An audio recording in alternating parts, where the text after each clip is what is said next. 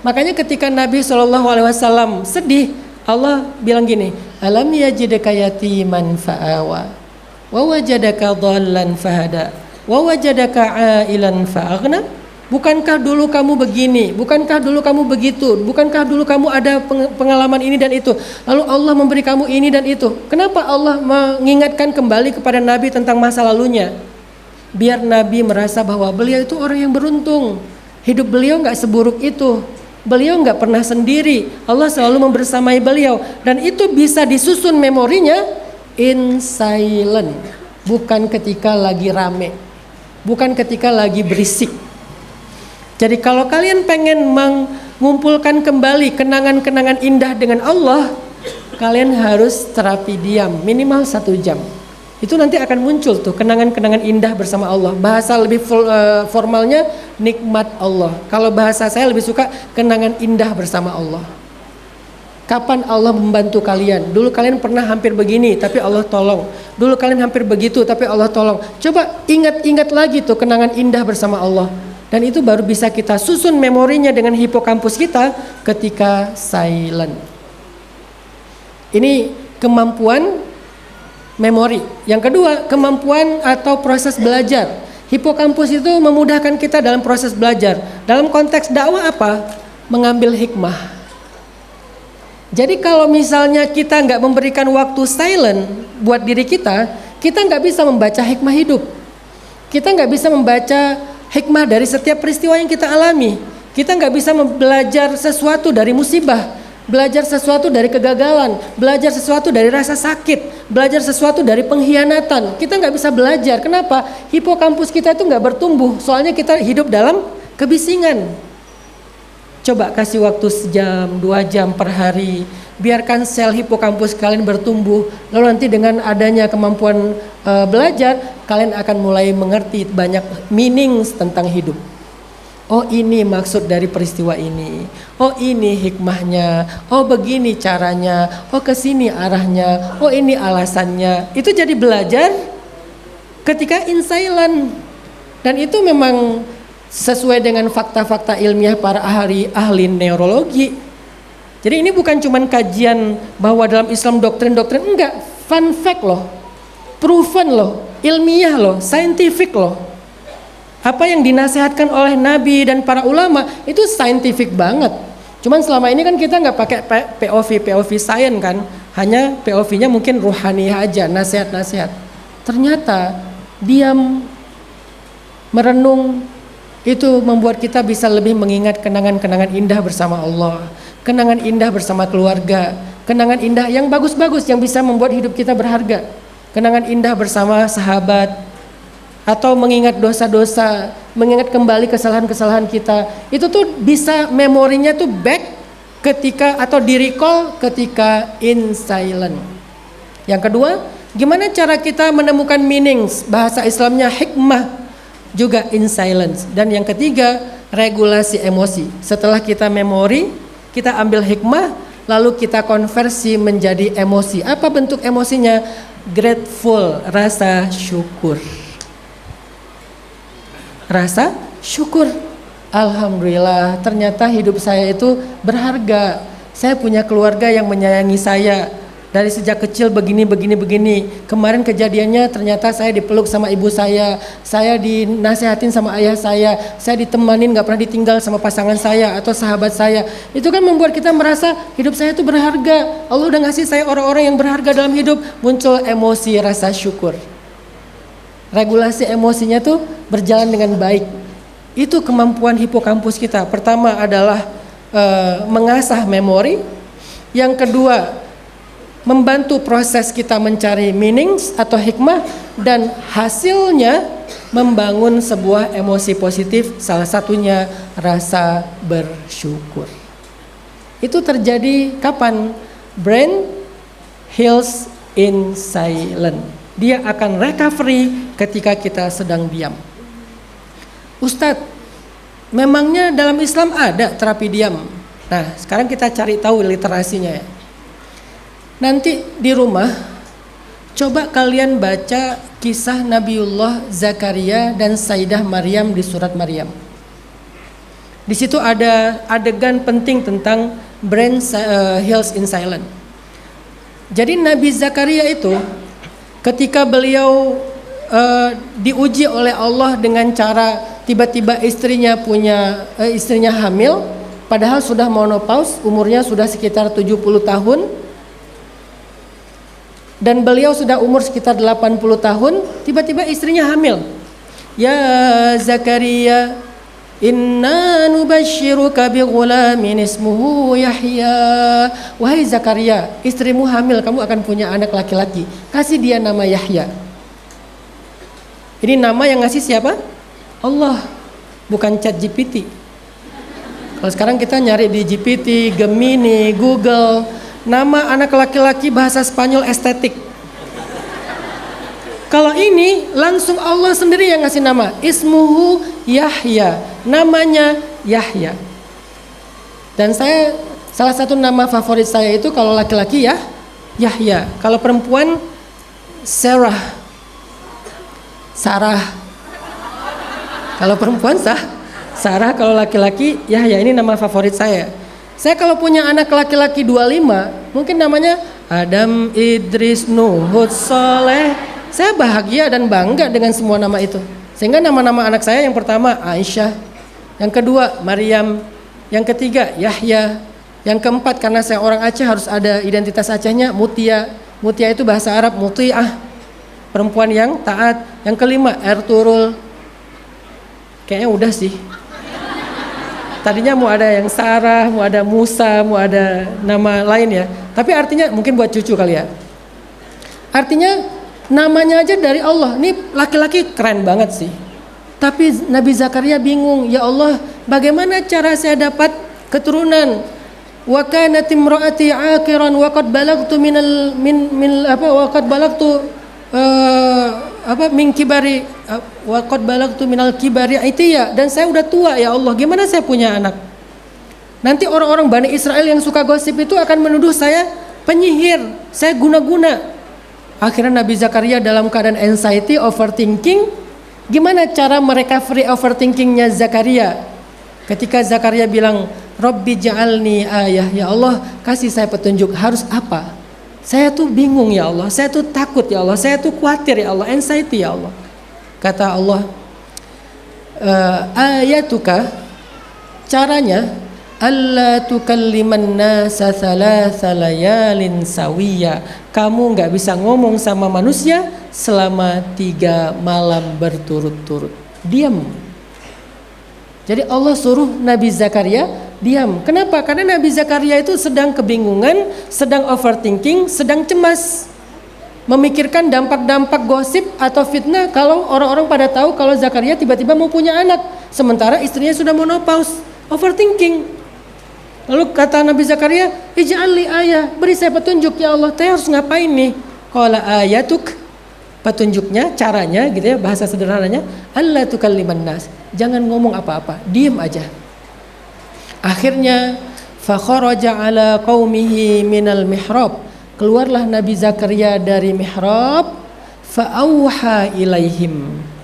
Auha dari kata wahyu, wahyu itu bahasa Arabnya artinya isyarah. Isyarah itu artinya memberi isyarat. Karena isyarat itu bahasa Arab yang jadi bahasa Indonesia isyarah. Cuman karena kita susah bilang ra, tafkhim, jadi isyarat. Fa'auha ilaihim, Nabi Zakaria ngasih isyarat kepada kaumnya, kepada pengikutnya, bahwa beliau mau diam, nggak mau diganggu, mau me time. Jangan datang ke mihrab saya, jangan ketuk pintu saya selama 3 malam. Dia kasih isyarat kepada kaumnya. Kenapa kok ngasihnya isyarat? Karena nggak boleh ngomong. Akhirnya Nabi Zakaria menyendiri, khalwah, i'tikaf, bahasa sekarang me time, selama 3 malam, dan itu membuat beliau bisa recovery anxiety dan overthinkingnya. Ini dalil Al-Quran tentang terapi diam. Ternyata diam itu adalah memang bagian dari cara Allah menenangkan para nabi. Begitu juga dengan Sayyidah Maryam. Sayyidah Maryam lebih berat lagi ujiannya. Gak punya suami, hamil, lalu dituduh berzina. Ya Maryam, laqad ji'ti syai'an fariya ya ukhta Harun ma kana abuki imra'a saw wa ma kanat ummuki baghiya. Wahai Maryam, kamu itu perempuan yang hina, kamu telah berzina, kamu menghina kaummu Bani Israel. Wahai Maryam, ayahmu orang baik-baik, ibumu perempuan baik-baik, saudaramu laki-laki baik-baik. Kenapa kamu nggak seperti mereka? Wah, habis tuh Sayyidah Maryam. Viral, trending topik di Bani Israel. Semua sosmed Bani Israel ngomongin hashtag Maryam, Maryam, Maryam. Rame. Terus gimana cara Maryam menguatkan dirinya? Padahal Maryam lagi berat banget itu.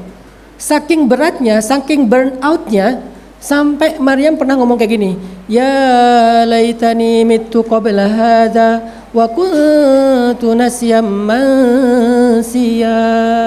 Aduhai seandainya aku nggak pernah diciptakan, aduhai seandainya aku mati aja, sehingga tidak ada yang membicarakan tentang aku, tidak ada yang kenal aku. Kenapa Sayyidah Maryam ngomong kayak gini? Saking lelahnya beliau dengan omongan tetangga, dengan omongan masyarakat, mental exhaustion. Ditambah lagi beliau baru selesai bersalin, baru selesai melahirkannya sendiri di tempat yang terpencil. Kan itu kan numpuk-numpuk ya bebannya ya. Nanti gimana ngebesarin anak ini? Nanti gimana, apalagi Maryam ini anak yatim juga. Ayahnya meninggal ketika beliau masih kecil. Gimana ya cara saya ngebesarin anak ini sendiri? Saya bukan perempuan yang kaya. Belum lagi fitnah di mana-mana. Overthinking, anxiety, exhaustion. Wah, macam-macam perasaan Sayyidah Maryam. Akhirnya Allah bilang gini, fa imma tarayinna minal bashari ahadan faquli inni nadartu lirrahmani sawma falan ukallimal yawma insiya. Kalau kamu ketemu orang, jangan ngomong sama mereka, belajarlah berpuasa ngomong. Sauman, puasa, tapi puasa di sini bukan puasa makan minum, karena ayat sebelumnya fakuli washrobi wa qarri aina, makanlah, minumlah, bersenang hatilah. Tapi kalau disuruh puasa, puasa ngomong. Sayyidah Maryam disuruh diam. Sehingga ketika dihujat sama Bani Israel tentang bayinya, apa yang Maryam lakukan? Fa'asyarat ilaih. Sayyidah Maryam memberi isyarat kepada bayinya, bukan ngomong, kasih isyarat. Fa'asyarat ilaih. Setelah memberi isyarat, orang-orang bertanya, kaifa nukallimu man kana fil mahdi sabiyya? Maryam, gimana cara kami ngomong sama anak bayi yang masih digendong sama ibunya? Kamu udah gila ya, kata mereka. Akhirnya Allah bela Maryam dengan bayinya bisa bicara. Qala inni abdullahi ataniyal kitaba wa ja'alani nabiyya wa ja'alani mubarakan aynama kuntu wa awsani bis salati waz zakati ma dumtu hayya وبرا بوالدتي ولم يجعلني جبارا شقيا والسلام علي يوم ولدت ويوم أموت ويوم أبعث حيا. Sayyidina Isa alaihissalam. Ini dalil lain tentang terapi diam. Jadi ketika Sayyidah Maryam anxiety, overthinking, mental exhaustion, Allah recovery inner life-nya Sayyidah Maryam dengan cara falan ukallimal yaum insiya. Aku nggak akan ngomong sama siapapun hari ini. Itu brain heals in silence. Apa dalil lain?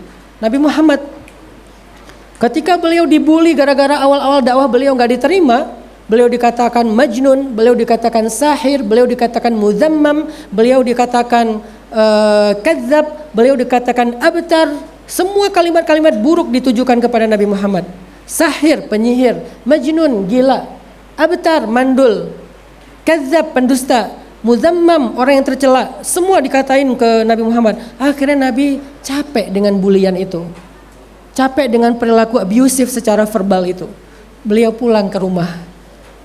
Beliau punya rumah, dan rumah beliau adalah Khadijah. Ini pentingnya circle yang pertama tadi ya.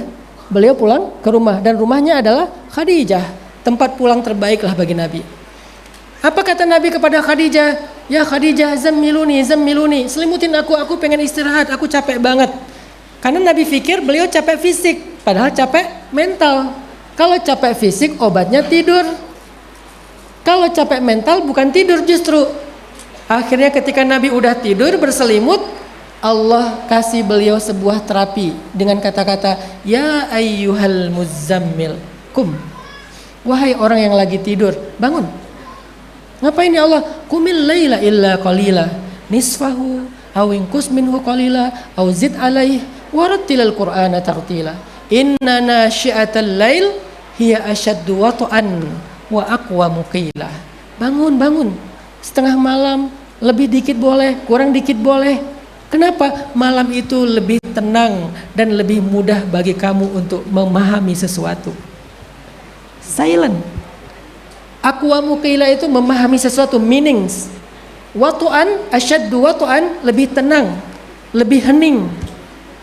Ternyata Nabi pun ketika beliau sedang gundah, ketika beliau sedang gelisah, Allah Subhanahu wa taala menyembuhkan beliau dengan cara menyendiri. Bentuk menyendirinya apa? Berdiri di sepertiga malam dalam keheningan hanya berdua dengan Tuhannya. Kita menyebutnya dengan qiyamul lail.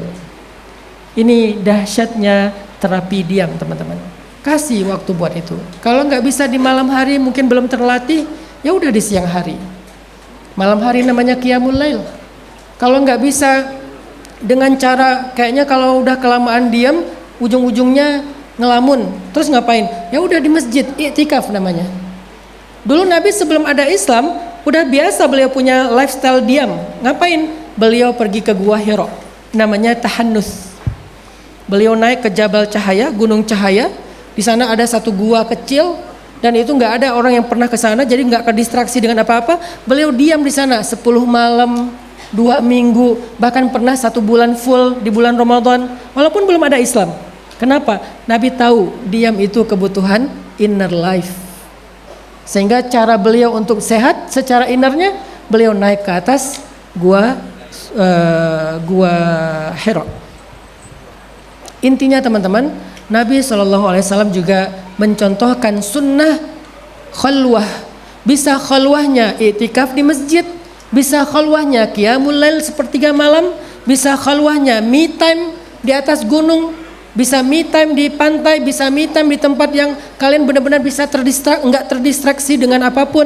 Coba kasih waktu minimal banget 1 jam dalam 1 hari untuk silent. Ngapain Ustadz? Tutup ini. Jangan sampai kalian khalwah berdua dengan gadget. Enggak, itu bukan khalwah. Karena gadget ini lebih berisik daripada manusia. Maka kalau kalian lagi khalwah, kalau bisa ini airplane mode lah. Kenapa kalau naik pesawat kita rela airplane mode, buat khalwah nggak rela? Kenapa kalau kita naik pesawat boleh handphone dimatiin, buat sholat nggak boleh? Seolah-olah naik pesawat itu lebih urgent daripada sholat ataupun khalwah. Udah, kalau nggak bisa di airplane mode, minimal taruhnya kebalik. Mode senyap, jangan ada suara telepon atau notifikasi. Kebalik, senyap. Berapa lama? 1 jam aja minimal. Idealnya berapa Ustaz? Idealnya sih 2 jam sih kalau kata para ahli ya. 2 jam yang dibutuhkan oleh otak kita untuk produksi sel di hipokampus tadi. Tapi ya 1 jam udah lumayan lah kalau waktunya terlalu sulit. Letakkan ini agak jauh dari kita. Cari tempat yang benar-benar nyaman. Lakukan sesuatu yang membuat kalian rileks. Boleh ibadah, boleh nggak ibadah. Dua-duanya dicontohkan Nabi. Kadang Nabi ibadah, qiyamul lail, itikaf. Kadang Nabi bukan dalam rangka ibadah, benar-benar me time. Di mana? Salah satu yang terkenal adalah di bi'run, di sumur. Tapi jangan bayangin sumur Arab kayak sumur Indonesia ya. Kalau sumur Indonesia kan toilet ya. Kalau sumur Arab itu dia mata air. Jadi ada mata air, terus ada telaga gitu kayak kolam kecil. Di sisi telaga itu nanti disusun batu-batu untuk orang duduk. Terus tempat itu ditutup dengan pelepah kurma. Itu namanya bi'run, sumur dalam bahasa Arab. Dan itu bukan buat toilet, paling buat wudhu doang atau buat terapi masukin kaki ke dalam air gitu, doang terapi terapi air ya, apapun lah itu. Nabi pernah datang ke sebuah bi'run, sumur, terus Nabi bilang kepada penjaga sumur, tolong jangan izinkan siapapun masuk, aku ingin sendiri, kata Nabi. Me time. Sampai 1 jam, 2 jam, baru Nabi keluar lagi, dan beliau udah recovery lagi secara inner life-nya. Oh boleh juga, jadi nggak harus selalu ibadah juga. Kalau kalian lagi kayaknya mood pengen diem aja, ya udah diem. Kalau lagi moodnya pengen doa, ya udah doa. Kalau moodnya pengen tilawah, ya udah tilawah. Tapi benar-benar sendiri. Jangan terdistraksi dengan apapun. Itulah yang disebut dengan terapi diam. Belum lagi nanti cerita Sayyidah Aisyah di surat An-Nur. Ketika Sayyidah Aisyah difitnah selingkuh, hoax, berita bohong. Apa yang dilakukan Sayyidah Aisyah ketika tahu beliau difitnah? Sayyidah Aisyah izin sama Nabi untuk pulang ke rumah ayahnya. Kenapa kok pulang ke rumah ayahnya? Karena kalau di rumah Nabi pasti harus memenuhi hak Nabi, bicara, masak, segala macam. Sementara Sayyidah Aisyah ini lagi sakit nih. Sakit apa? Sakit secara batinnya karena fitnah. Jadi Sayyidah Aisyah butuh waktu buat recovery diri sendiri. Akhirnya Sayyidah Aisyah minta izin sama Nabi, ya Rasulullah, boleh nggak saya pulang ke rumah Abu Bakar? Saya butuh sendiri. Boleh Aisyah. Pulanglah Aisyah ke rumah Abu Bakar. Dia masuk ke kamar pribadinya, kamar masa kecilnya. Dia selama 10 malam gak keluar dari kamar itu. 10 malam silentnya. Ngapain? Merecovery perasaannya yang udah campur aduk. Apa yang terjadi selama 10 malam? Setelah 10 malam akhirnya Allah turunkan ayat di surat An-Nur, innalladzina ja'u bil ifki usbatum minkum, dan seterusnya. Allah membela Sayyidah Aisyah dan membersihkan kehormatan Sayyidah Aisyah. Ini juga diam. Banyak loh dalil tentang terapi diam dalam Al-Quran dan hadis. Belum lagi Nabi SAW pernah menyampaikan tentang hadis qudsi kan. Allah berfirman, Ana inda dhanni abdi bi. Aku tergantung prasangka hambaku kepadaku. Jika dia mengingat aku dalam dirinya, aku mengingat dia dalam diriku. Mengingat dalam diri itu artinya apa? Mengingat dalam kesendirian. Ternyata mengingat Allah dalam kesendirian itu adalah salah satu di antara hobinya para solihin. Kasih waktu buat diri kalian. Ustadz gimana buat diri sendiri? Buat keluarga aja kadang gak cukup waktu. Buat kerjaan aja kadang-kadang dikejar-kejar deadline. Janganlah. Kasih life balance. Kerjaan yang nggak bisa dituntaskan sekarang, yang mau nggak mau harus ditunda untuk besok. Jangan mencurangi hak diri kalian. Kasih waktu buat diri kalian istirahat. Kasih waktu buat keluarga. Jangan bawa pulang pekerjaan ke rumah. Kalaupun mau dibawa pulang ke rumah, minta izin dulu. Sesekali doang, nggak setiap hari. Minta izin pun setelah memberikan hak keluarga, walaupun setengahnya, walaupun seperempatnya. Hak anak. Karena saya seorang ayah, kalau saya pulang ke rumah, saya nggak mau sibuk dengan gadget. Jadi kalau orang bilang, di telepon susah banget gak diangkat-angkat, di WA kok gak dibaca-baca, karena saya lagi memberikan hak circle pertama saya, yaitu anak-anak. Apalagi anak-anak kalau saya pulang itu pada heboh tuh, pada sembunyi di balik pintu, nyuruh saya nyari mereka. Saya di rumah kan bukan Ustadz Hanan, di rumah saya Baba. Jadi saya di rumah gak akan seserius yang video Alwi. Itu terlalu soleh sih. Anak takut, nak jangan takut, Allah berfirman, Allahu la ilaha illallah. Saya nggak sesoleh itu, di rumah biasa aja. Jungkir balik, main kuda-kudaan, jadi reok, apalah jelek-jelekan, pokoknya nggak takut jelek.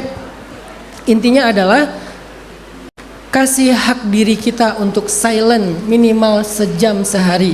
Kalau bisa, waktu terbaiknya adalah 1/3 malam terakhir. Itulah waktu terbaik. Terapi diam. Yang kedua, bagaimana cara kita menyehatkan inner life kita selain terapi diam? Belajar hadir. Hadir, by the way, bahasa Arab yang jadi bahasa Indonesia. Hadir, hadir. Kenapa kok jadi hadir Ustaz? Karena kita susah bilang dod. Jadilah hadir. Ha dan dod itu huruf yang berat. Orang Indonesia susah ngomong ha dan dod. Harusnya kalau ditanya, misalnya dipanggil namanya gitu ya, siapa? Budi, hadir, nah, gitu ya harusnya ya. Cuman kan takut keselak kan, ya udahlah hadir. Jadi hadir itu artinya apa? Hadir itu artinya present, saat ini. Dan itu adalah sebuah terapi mental juga dalam konsep mental health. Belajar untuk hidup secara real di waktu saat ini. Bahasa yang lebih terapi lagi disebut dengan istilah mindful. Kalau lagi makan hadir, artinya apa? Mindful eating. Jadi lagi makan pun kita ya makan. Kenapa kita nggak bahagia tadi? Lagi makan ngedit, lagi makan scrolling, lagi makan nonton. Nggak pernah kita mindful eating. Sehingga hasilnya apa? Secara kemampuan regulasi emosi, kita nggak pernah menghargai lagi nikmat makanan yang Allah berikan. Kita anggap itu hanya untuk memenuhi kebutuhan lapar doang, bukan sebagai anugerah dari Allah. Kita nggak menghargai lagi ibu yang memasak makanan itu untuk kita. Jadi secara regulasi emosi udah ke distraksi itu. Karena kenapa? Nggak hadir. Jadi lagi makan itu nggak dilihat makanan itu apa aja. Ini makanan ini senikmat apa gitu. Terus makanan ini serumit apa bikinnya. Walaupun makannya cepat tapi bikinnya lama. Kok dari tadi emak masak nggak beres-beres. Pas dimakan cuma 10 menit. Karena nggak hadir, nggak mindful, akhirnya nggak ada rasa syukur. Baik kepada manusia apalagi kepada Allah. Nggak nikmat juga makanan yang udah dimakan, tiba-tiba habis saja. Tadi aku makan apa ya? Sama kayak sholat. Ini udah berapa rakaat ya? Kenapa? Karena ketika sholat kita nggak hadir. Hadirnya sholat itu kita istilahkan dengan khusyuk. Apa itu khusyuk? Kita benar-benar merasa bahwa kita sedang bertemu dengan Allah. Dalam bahasa hadis disebut dengan ihsan. Anta'budallah ka'annaka tarah fa illam takun tarah fa innahu yarak. Engkau beribadah kepada Allah seolah-olah engkau melihat Allah. Kalau engkau tidak melihat Allah, sesungguhnya Allah melihat kamu gitu. Itu namanya hadir, teman-teman. Itu namanya mindful. Itu namanya present. Benar-benar ada di situ. Jangan-jangan yang bikin kita selama ini feel empty, apapun yang kita lakukan dalam hidup kita nggak pernah hadir sebetulnya. Pikiran kita, perasaan kita, perhatian kita, emosi kita nggak ada di situ, ada di tempat yang lain. Itulah yang membuat kita ngerasa nggak ada yang tuntas apa yang kita kerjakan. Coba ngaji itu hadir, benar-benar dengan Al-Qur'annya. Coba zikir itu hadir, benar-benar dengan wiridnya. La ilaha illallah itu benar-benar dimaknai. Coba ngobrol sama keluarga itu hadir, benar-benar menatap, eye contact-nya, benar-benar empati, benar-benar ekspresif. Coba lakukan apapun, termasuk misalnya kayak gini nih, dalam majelis hadir. Arti hadirnya apa? Kita menikmati suasana majelisnya. Anggap aja hangatnya ini adalah sebuah kehangatan. Lebih tepat panas sih. Panasnya adalah sebuah kehangatan. Tempat pengajian itu hangat sekali ya. Kenapa hangat sekali? Karena memang bukan karena tempatnya, tapi karena jumlahnya mungkin alhamdulillah banyak misalnya. Jadi lebih hangat lah gitu. Coba kita nikmatin suasana majelis itu yang berbeda dengan suasana kerja. Kan jadi istirahat kan majelis kan? Tapi kalau kalian datang ke sini nggak hadir, pikiran kalian masih di tempat kerja, nggak akan enjoy, nggak akan relax. Ada orang healing, pergi ke pantai, pergi ke gunung, tapi nggak hadir. Dia nggak dengar suara ombak, dia malah pakai headset. Saya bukan yang bermazhab musik haram, karena saya didikannya Al-Azhar. Jadi tergantung jenis musik. Tapi saya tetap meyakini suara terbaik itu nomor 1 adalah suara Al-Quran, nomor 2 adalah suara azan, nomor 3 adalah suara alam, baru yang berikutnya adalah suara nyanyian. Jadi kalau masih ada suara alam, saya nggak mau dengar musik. Kenapa? Karena suara alam bagi saya itu lebih indah daripada suara musik. Kecuali nggak ada suara alam, nggak ada suara azan, nggak ada suara Al-Quran, ya oke lah sesekali gimmick doang dengerin musik sesuai dengan genrenya selama musik yang bukan musik yang haram. Tapi jarang sekali saya dengerin musik. Tapi saya nggak mau mengharamkan. Kenapa? Karena pendapat yang saya ambil bukan yang haram. Cuman kalau ditanya, Ustaz lebih sering dengar apa? Biar nggak ngaku-ngaku soleh, ya yang paling sering saya dengar suara alam sih. Kalau dibilang Al-Quran kan, Ustaz soleh banget ya. Ya itulah urusan pribadi lah ya. Tapi yang paling sering saya dengar salah satunya adalah suara alam. Saya suka dengan suara angin. Saya suka dengan suara burung, saya suka dengan suara gesekan dahan-dahan pohon. Bukankah itu nyanyian alam yang sangat indah? Itu namanya hadir. Jangan sampai kalian healing sibuk dengan ngonten juga. Nyari tripod, nyari angle. Ini bentar lagi mau sunset nih. Akhirnya nyari angle, pas dapat angle, kenapa ya ngelihat sunset yang asli sama yang di kamera itu beda? Ya emang beda. Karena kamera yang Allah udah berikan ke tubuh kita ini jauh lebih dahsyat, lebih canggih daripada kamera ini. Jadi dengan kamera mata kita ngelihat sunset lebih keren kan daripada pakai kamera ini yang mahal, yang apalagi yang pakai 17 tuh. Udah mahal-mahal, kreditnya belum selesai pakai yang 17. Ternyata ngelihat sunset lebih indah yang gratis coba.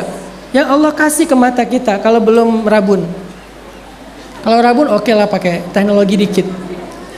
Tapi tetap lebih indah kan pakai kamera ini. Udah nikmatin aja.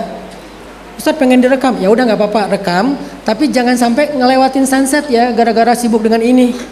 Kalian kan kadang-kadang kita gini, sibuk dengan ini udah habis dah sunsetnya, nggak sempat dinikmati. Pulang healing butuh healing.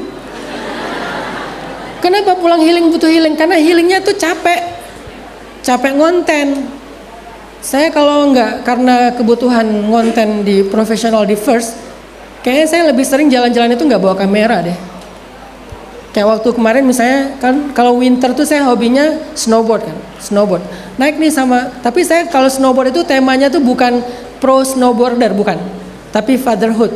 Saya pengen punya hobi yang sama dengan anak laki-laki saya. Jadi kita bisa jalan-jalan tapi hobinya sama. Kenapa? Karena saya ada rasa khawatir kalau anak udah remaja, udah dewasa, nanti mulai agak berjarak dengan orang tua. Cara saya engage sama dia itu adalah punya hobi yang sama. Makanya saya pengaruhi dia biar senang snowboarding, skateboard, surfing, diving, pokoknya olahraga adventurous lah. Akhirnya pas winter kita ke Jepang kan.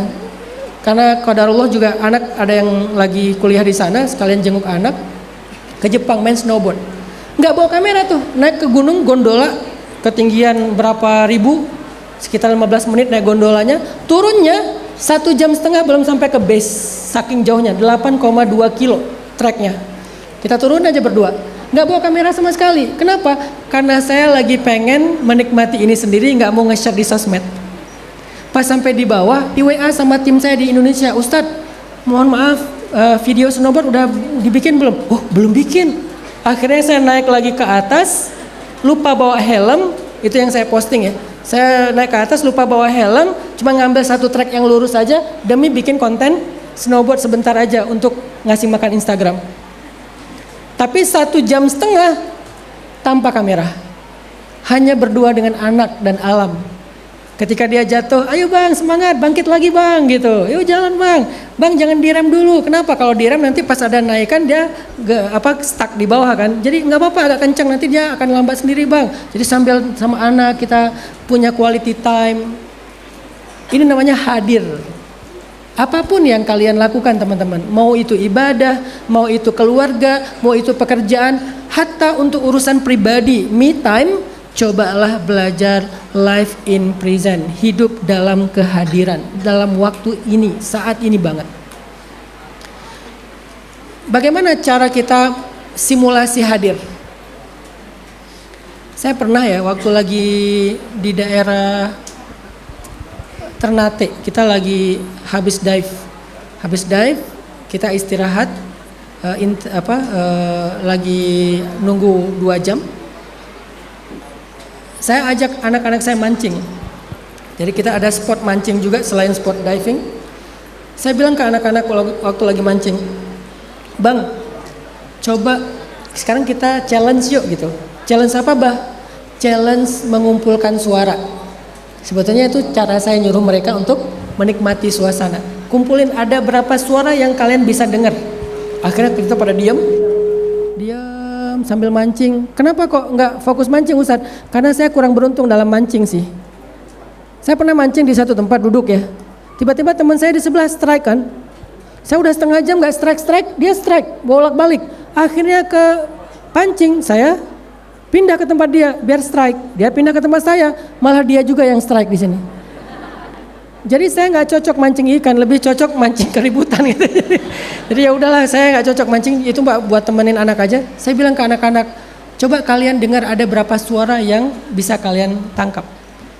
Suara ombak, suara angin. Semakin jauh dia menang gitu. Tapi harus jujur ya. Oh ya, ada suara itu tuh. Misalnya kayak ada burung di kejauhan, ada suara, karena ada perkampungan juga ya, suara orang-orang di kampung, nelayan, bla bla bla. Mereka mencoba untuk menikmati semua yang ada di saat itu, di tempat itu. Kenapa? Karena saya lagi ngajarin mereka untuk live in present, hidup di saat itu. Jangan hanya mikirin masa depan dan masa lalu. Terus kita nggak perlu ke masa lalu, masa depan, perlu. Kalau kalian udah capek di masa lalu, apalagi kalian punya luka di masa lalu, pulanglah ke saat sekarang. Kalau kalian capek mikirin masa depan yang belum jelas, pulanglah ke saat sekarang. Masa lalu itu adalah trauma, masa depan itu adalah stres, masa sekarang adalah terapinya. Kadang kita perlu kembali ke masa lalu tadi, memori. Tapi kalau masa lalu membuat kalian capek, karena banyak luka, banyak kenangan buruk, maka cara terapinya, pulanglah ke masa sekarang. Kalau kalian mikirin masa depan, nanti mau gimana, bikin apa, cita-cita, dream, life goals, bla bla bla. Terus kalian juga capek dengan beban-beban masa depan yang belum jelas. Cara menyehatkan diri, balik lagi ke masa sekarang. Jadi masa itu ada 3 teman-teman. Masa lalu buat muhasabah, masa depan buat berharap, tapi masa sekarang buat mengumpulkan energi kembali. Jadi masa sekarang hadir, present, adalah rumah buat kita secara waktu. Siapapun yang lelah di masa lalu, pulanglah ke rumah di masa sekarang. Kok ke masa sekarang Ustaz? Karena itu yang real kita punya.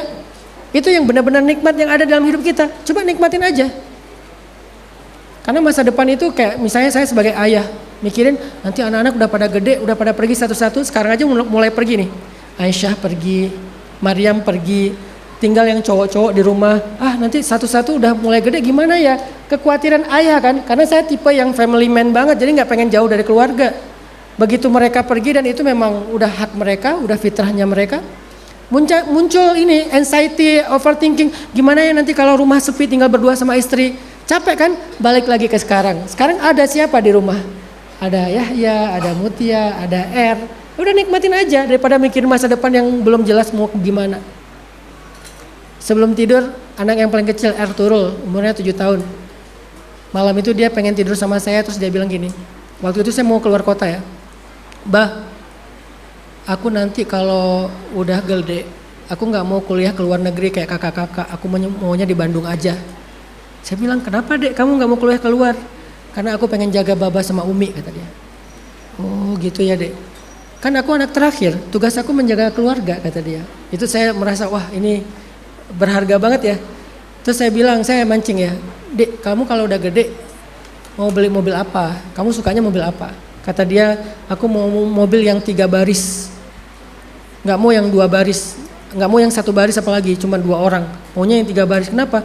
Biar muat Baba, Umi sama keluarga, kakak-kakak semuanya. Ini kan ada dalam hidup saya saat ini, kenapa nggak saya nikmatin aja?